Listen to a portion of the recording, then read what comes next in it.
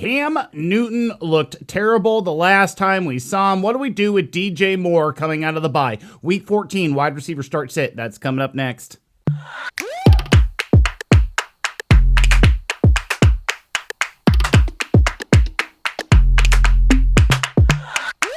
Week 14 wide receiver start sit is here, and we have to start thinking about the playoffs. They might start next week for you. They might be starting in a week 16. However, the fact of the matter is they are right around the corner at this point, and we want to try to make sure that we make the right decisions. Are we always going to do that? Fuck no.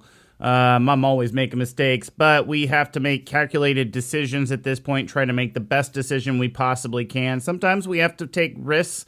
If you played KJ Osborne last night, congratulations. That was a risk, but it paid off.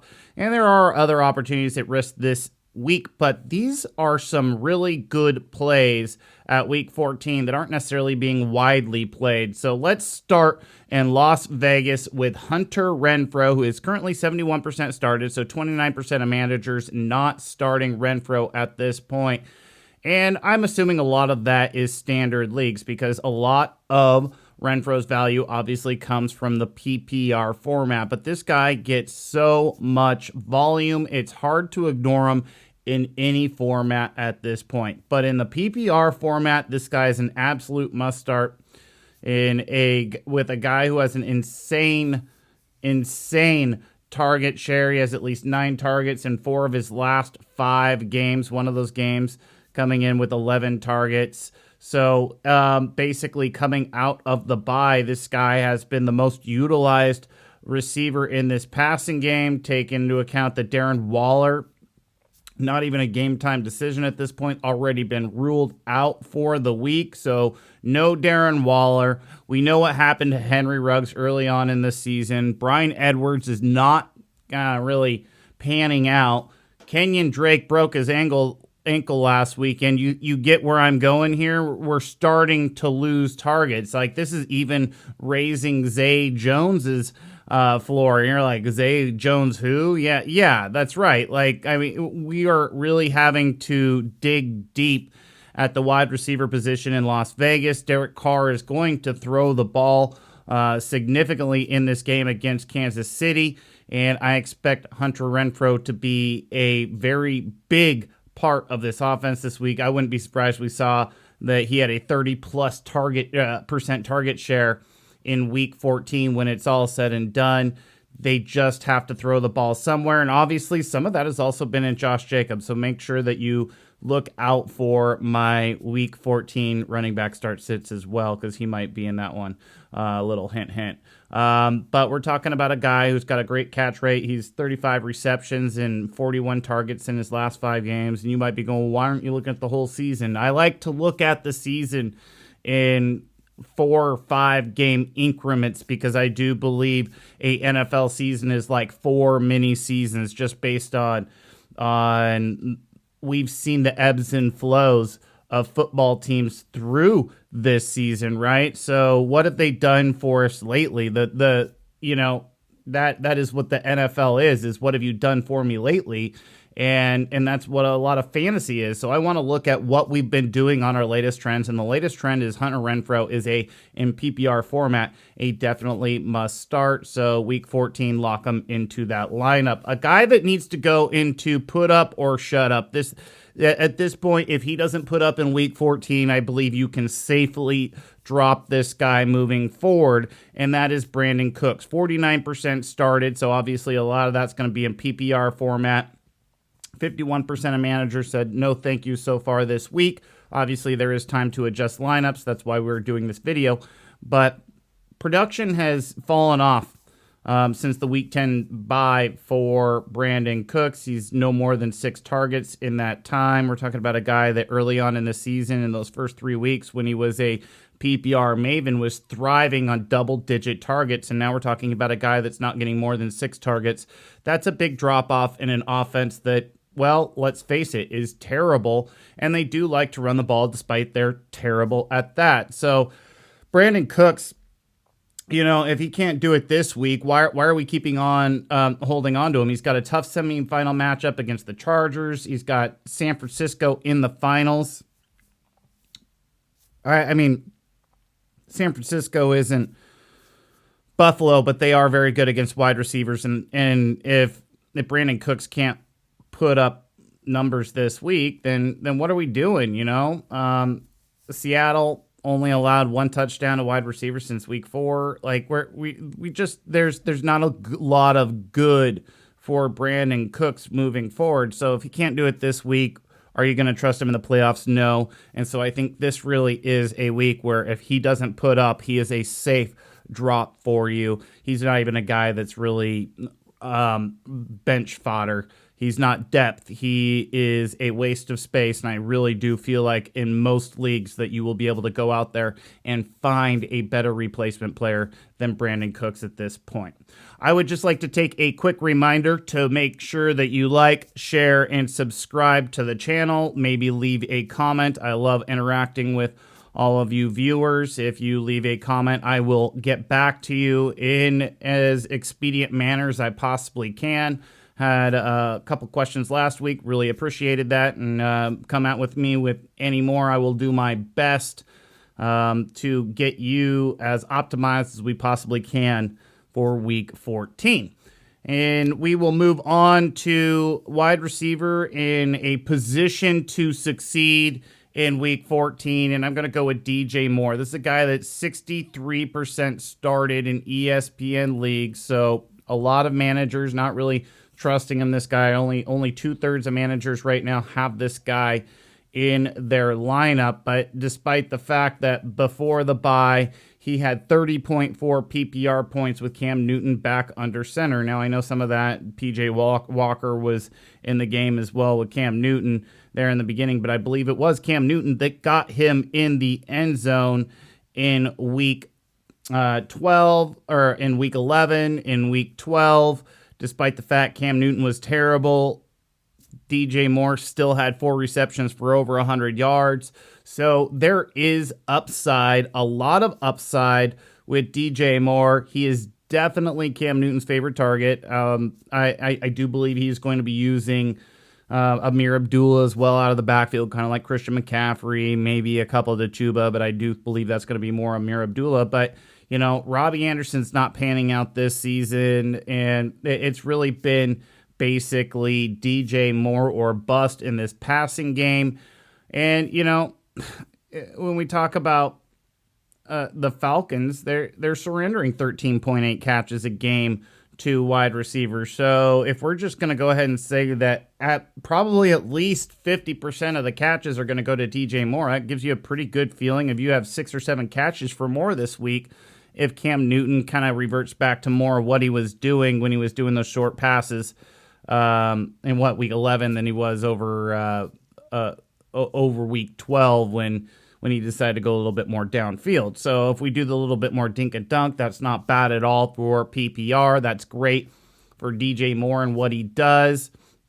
And if you can get him going this week, then that is good moving forward. If he can't get it done this week, then there's a little bit of trust issues with him moving forward into the playoffs. So if you can't start him this week against the Atlanta Falcons, then when are you going to start him in the playoffs? So it really does, to me, come down to, well, if you can't get him in your lineup this week, are you going to start him in the playoffs? And I get part of the answer could be, well, Jesse, yeah, you can, in the playoffs, you can, maybe have a player go down or whatever. He's a backup. Yes, he very well could be that, but there obviously would be a trust issue with you if you don't have him in your lineup right now, how good he's been most of the season, and then you add in a washed-up Cam Newton, but has been good for him. Like I said, in the last 2 games that Cam Newton's been under center, you're looking at 30.4 PPR points. So a guy that you can definitely look at getting in your lineup in week 14 and feel pretty good about it. I don't think the trepidation needs to be there. Somebody who I've talked about pretty semi-regularly this season on this channel with a lot of upside, and that's Van Jefferson, a guy who's 42% started this week. And I'm just going to go ahead and say that it's not his week this week. Now, part of that is his catch efficiency is kind of down. It's not very good right now. He did have a pretty efficient game in week 13. However, for the trend for the season has been he's catching 55.7% of his passes in 2021. His targets have gone up since the Robert Woods injury. He is a guy that's getting, roughly around 8 targets a game, and that is good. But if you're only catching 4 of them, 4.5 of them, well, then you need to be really efficient with those catches. You need to get in the end zone. You need to get the yards. The problem with him is he doesn't have the yards this season. At no point has he broken 100 yards, and he is a big play guy, but he hasn't gotten really enough of the right game script to get him going. And so there is a little bit of downside in the fact that he's capped in the yardage. He needs a touchdown. He needs to be more efficient in catching the ball. And then you have a tough matchup with the Arizona Cardinals. I don't really like Van Jefferson this week. It's just a week that I'm not at all saying he's a drop, and I'm not saying that he can't be started, but there's a lot of trepidation for me with Van Jefferson this week. They do obviously like Odell Beckham in LA. They are using him, so he obviously is another guy that is a threat. But I mean, in reality, Arizona is an extremely tough matchup. If there's a guy that you really want to start in the wide receiving core, and I really don't want to start a lot going against Arizona, but if there's one that you want to start, it's Cooper Kupp. But as I recall, they did pretty good against Cooper Kupp. So is it just kind of wide receiving core in general that I'm trying to kind of shy away from, except that you can't really get away from Cooper Kupp, obviously. So with that said, not your week, Van Jefferson. And then a guy to beware. I've also talked about this guy a couple times with he's trending up a lot this season. We're talking about my stock reports. He's been trending up a lot. He hasn't really trended down at all. He's had a couple down games here and there, but when you look at his offense, that is totally acceptable, and that's Darnell Mooney, a guy that's 41% started in ESPN leagues. So, you're looking at 59% of managers that just aren't willing to go there, and that to me is rightfully so. As good as he's been this season, and he has been very good, like I talked about a couple of weeks ago, he was trending in the direction of wide receiver 2.